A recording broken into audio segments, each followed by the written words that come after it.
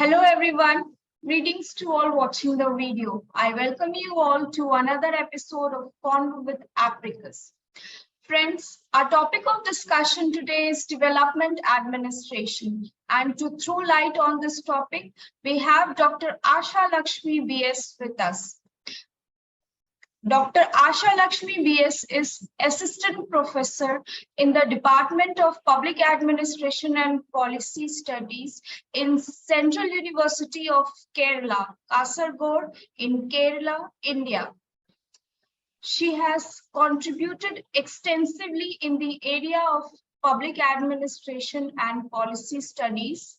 She has vast years of experience in teaching and research, and she has also many publications to her credit. Welcome, ma'am. Welcome to Convo with Apricus. We will start the discussion now. Ma'am, could you please elaborate what is development administration? The nomenclature development administration is a wonderful one. This actually indicates the administration of developing nations which got emerged after Second World War. That is after 1945, many countries in Asia, Africa, and Latin America became independent. Such nations became politically independent, but they had to face many issues like poverty, illiteracy, ill health, malnutrition, and so on. Therefore, many studies were conducted in such nations to address and redress their issues. The studies conducted by Comparative Administration Group, then the studies conducted by American Society for Public Administration. All such studies reached a common conclusion that the Western model of administration was not at all suitable to such nations. And for such nations, there emerged a particular branch of public administration. And this branch of public administration came to be known as development administration. Thank you, ma'am.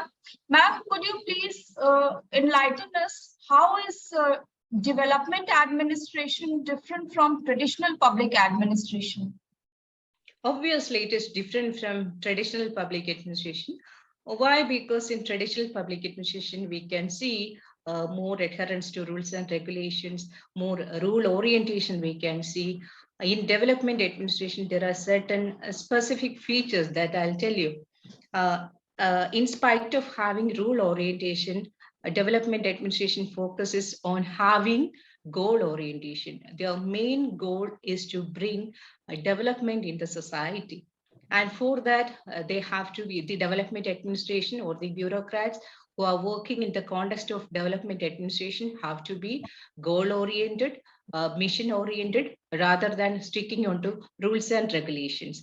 So goal orientation is there in development administration in spite of the rule orientation that we can see in the traditional public administration. Another feature of development administration is it is change oriented. That is change orientation also we can see in development administration. It is working for bringing socio-economic changes in the society. Through certain changes only, such societies will be able to bring in development at the macro level. So it is focusing on, the development administration is focusing on bringing socio-economic changes in the society. Another important term, another important feature that is connected to development administration is it is ecological in nature. Ecological in nature. I think you might have heard of the term ecology. It actually indicates a study about the interaction between an organism and its environment. Everyone is interacting with his or her own environment. We, the human beings, are interacting with our own environment.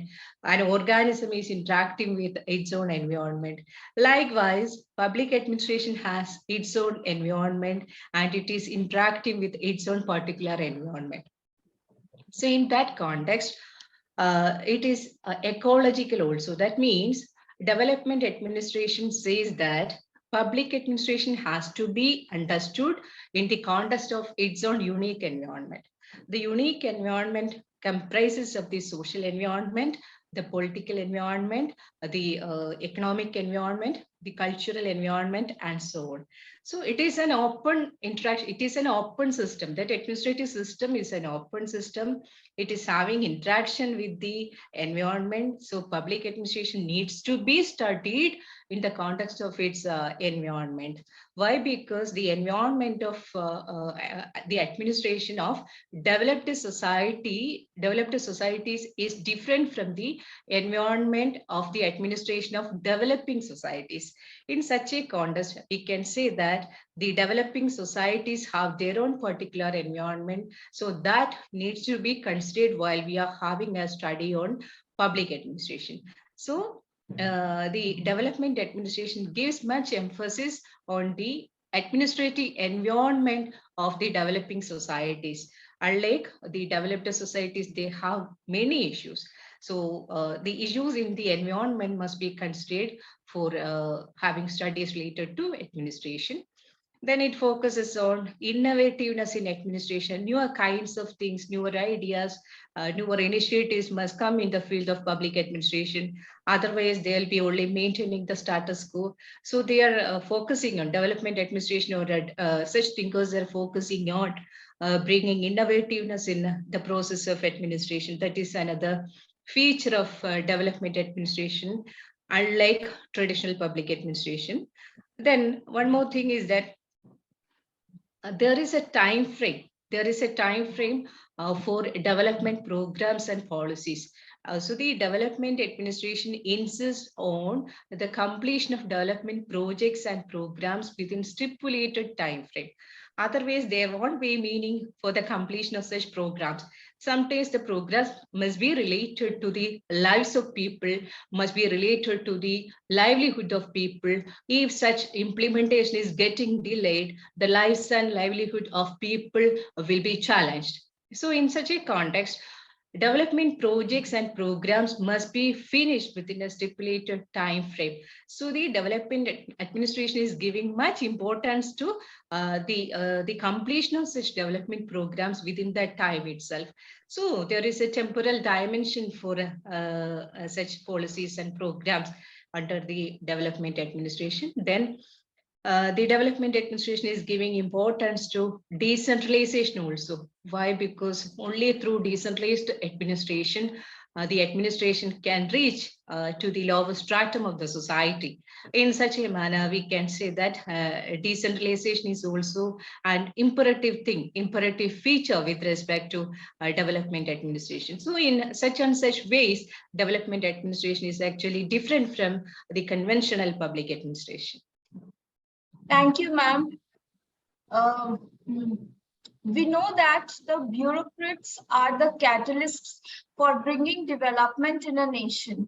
In the particular context of development administration, what kind of approach is expected from the bureaucracy?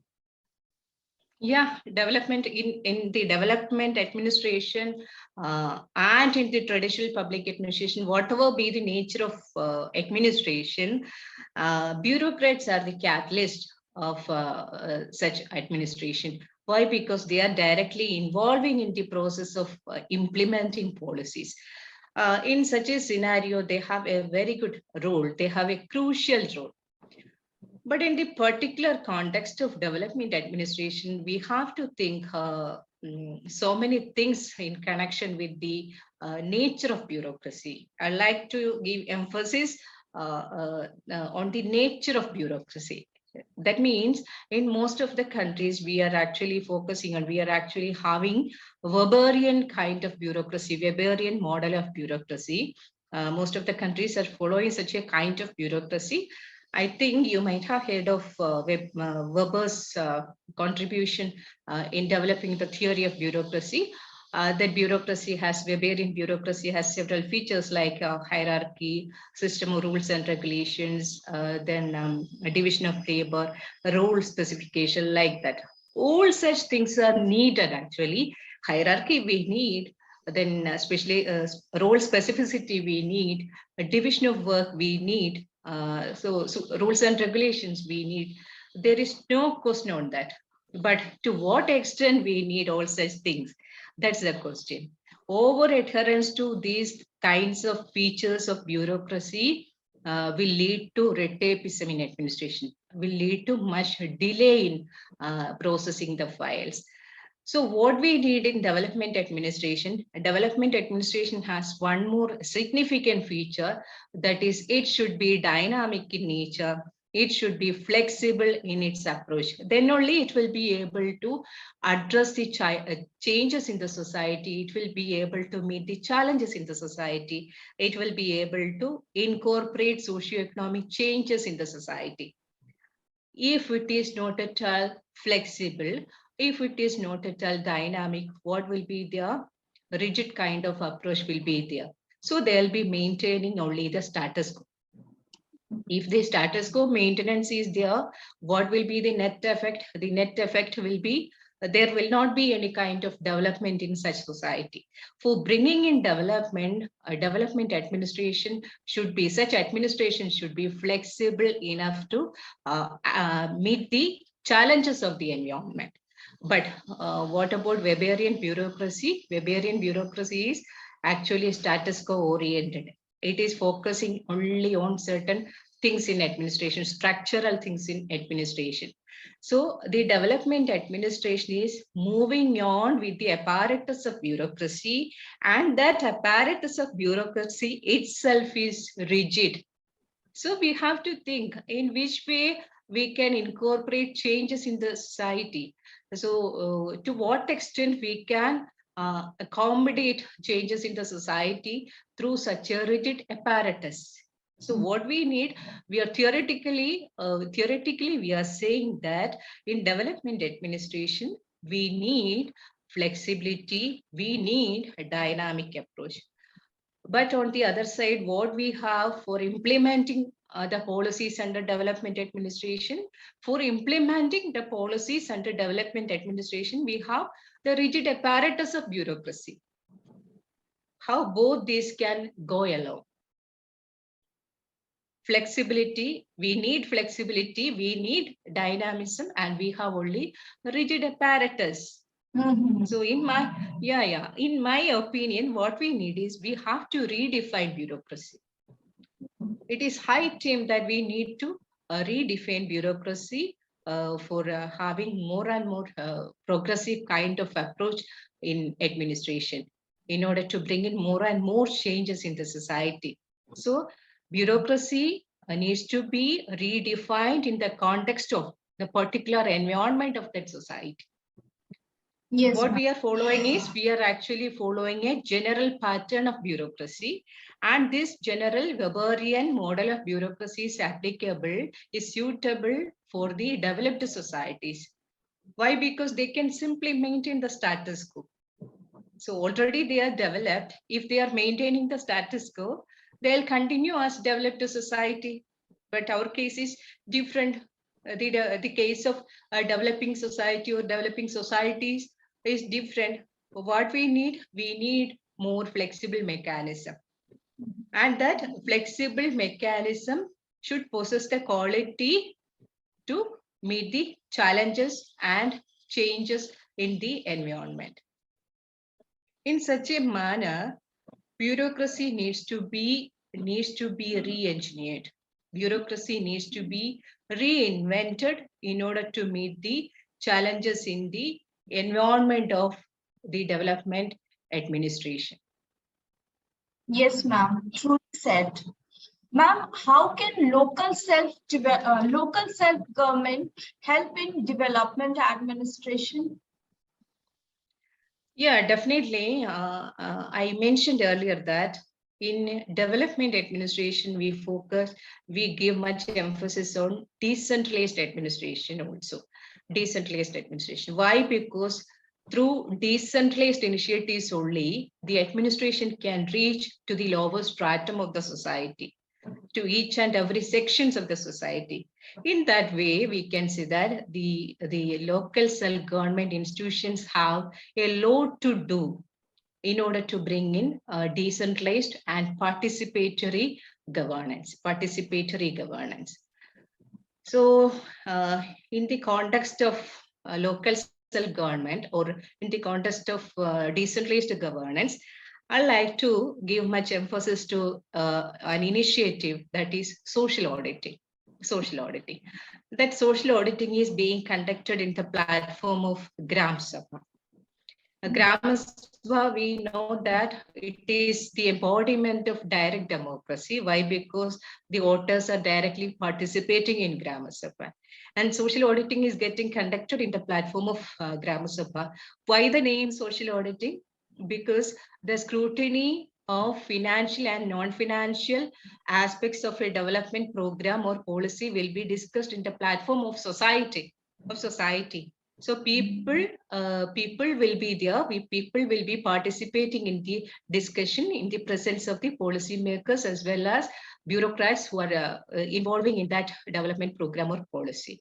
So social auditing, that means society will be auditing that development program or project. This is a very good initiative for ensuring participatory governance and decentralized governance, because people directly can give their suggestions, people directly can scrutinize the various dimensions of that project. This is very much important.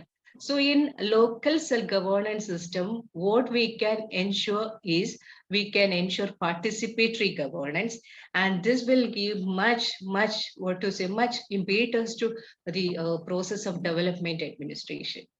That is very much important. Local self-government institutions doesn't mean that it is actually confined to rural administration. We should think of urban governance also, urban local bodies also. In rural local governance, what we can see, the people are actually, when we are talking about the case of people, the people are in one way or other, they are connected. They are in the position of mobilizing very good social capital because of the intervention of the panchayat members and people like that. But in urban governance, we can say that the urban poor people actually do not have such kind of interconnectedness, such a degree of social capital they don't have. When we are talking about development, we have a false perception that urban areas are developed and we have to give much attention to rural development. That is actually a false perception. Why? Because rural areas actually do not have infrastructures or basic facilities like that of urban areas. But urban areas have such facilities and access to institutions and services. But urban poor people are facing so many issues and challenges like income poverty, education poverty, health poverty, and so on. And urban poor children are engaging in child labor also. We have to ensure their right to education also. And like the poor people in rural areas, they do not have that level of social capital. So we have to think about urban local governance also. How can we improve the standard of living of urban poor people also? So development, the term development has different meaning for different people. My concept of development will be different from your concept. Yes, ma'am. Yeah. If I am poor, if I am hungry, my development will be access to food.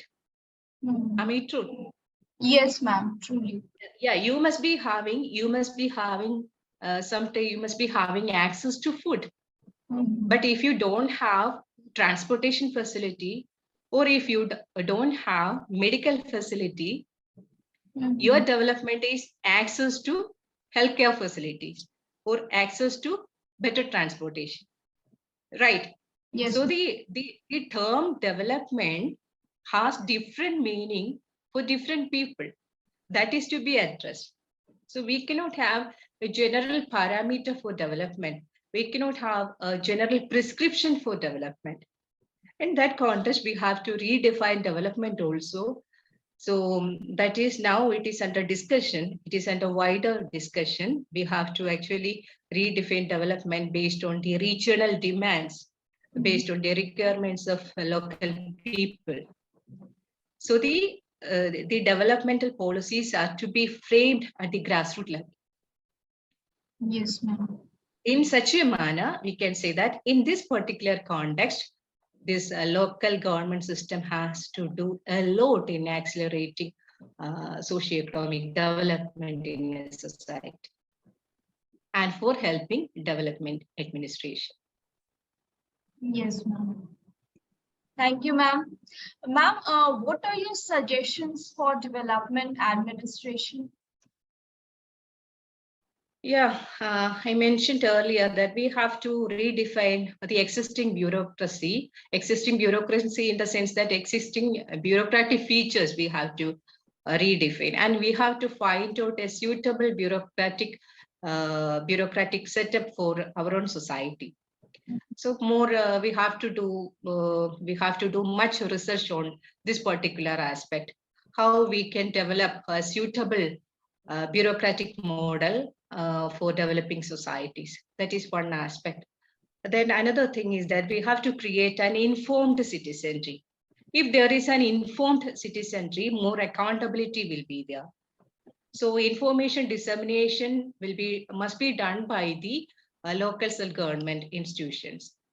See, we have so many things. We have Right to Information Act, we have Right to Services Act, but how many people know about all such initiatives? Day by day, newer initiatives are coming, but people don't know about such things. So more informed citizenry must be there, so that they will get a feeling that development is not the task which is to be undertaken by the government only. There should be a synergy between the government and the people. It's actually a collective task. I don't believe that the development programs are to be undertaken by the government only. So people are also stakeholders in that process. That is why we are arguing for participatory governance.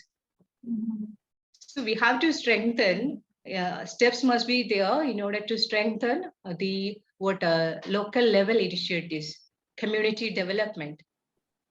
And more than that, at the local level itself, for development programs and policies for getting implemented, social capital mobilization can be sought by the government. Involvement of youth can be promoted. Involvement of youth can be promoted because they have a lot of energy. Yes, ma'am. We can make use of the energy of the youth, the human resource in the society at the local level. So many things we can do. Then at the at the school level also we can do a lot. Why? Because at the school level, in the school curriculum, projects should be given for identifying the local issues. The students can identify the local issues or issues in their locality. They can look for remedial measures, and the same can be taken for discussions in the classroom, and recommendations can be given to the government. From each school, such a kind of initiative can be encouraged. Yes, ma'am. So many things we can do. The main thing is, I like to say that we have to redefine the nature of bureaucracy. We have to redefine bureaucracy. We have to encourage the participation of people in the process of administration or in the process of governance. In the particular context of developing society, we can see one thing: formalism. One thinker, F.W. Riggs, had identified one society, that is prismatic society. Prismatic society indicates developing societies. It actually shows the characters of both least developed societies and developed societies. So the developing societies stand in between. Riggs calls such societies as prismatic societies. And one of the features of prismatic societies is formalism. Formalism indicates the gap between formally prescribed policies and their actual practice. In every developing society, this formalism, we can see higher degree of formalism. Rules and regulations are there, policies are there, but their actual practice, there is a gap between such policies and their actual implementation. That is why some policies are not reaching the beneficiaries. That is why even though we have good number of policies and programs, our society or the poor sections are not getting uplifted because of that, because of the prevalence of formalism. That is to be reduced. So we should conduct studies in order to identify the areas in which more formalism is there. So young generation can conduct studies with respect to such areas. Which areas are having more formalism? Which areas are exhibiting more formalism? How can we reduce formalism? Yes, ma'am. So such things must be encouraged by the government. In such a manner, we can bring more progress in the society. We can actually facilitate such a development administration in a society. We can support the administrative mechanism in our society. These are my suggestions. Thank you so much, ma'am. Thank you for such an informative session on development administration. Yes, development administration is need for today for developing our society and community as well. I hope this session will be beneficial for students, academicians, and professionals as well. Thank you so much. Welcome, Reshu.